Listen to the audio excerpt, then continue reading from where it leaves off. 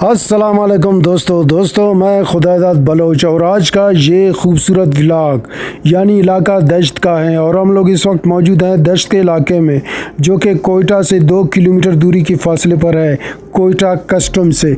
जी हाँ, चारों तरफ जो है पहाड़ों पर बर्फबारी का ये मंज़र देखकर दिल बाग बाग हो रहा है और सामने बच्चे भी खेल रहे हैं, एंजॉय कर रहे हैं। उम्मीद रखते हैं कि आज का ये वीडियो आप लोगों को अच्छा लगे।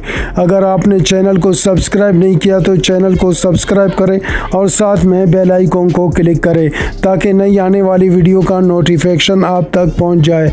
दोस्तों, ये खूबसूरत वीडियो को एंजॉय करें और चैनल को सब्सक्राइब करें। और एक बात आप लोगों को बताता चलूं, ये जो वीडियो क्लिप आप देख रहे हैं बर्फबारी का, ये वीडियो 2023 का है और दुआ करो कि 2025 में भी इस तरह का बर्फबारी हो और मैं आप लोगों के साथ शेयर करूं।